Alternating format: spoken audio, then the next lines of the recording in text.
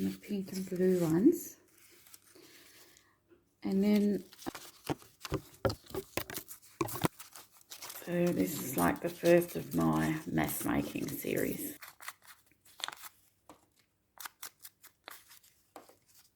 It up even more or rip some of it off.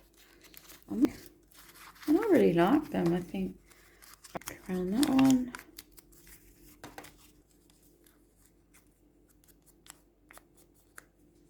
Seeing how they actually come together.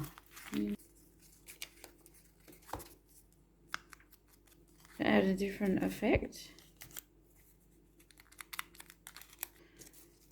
But I thought this is just so quick and easy.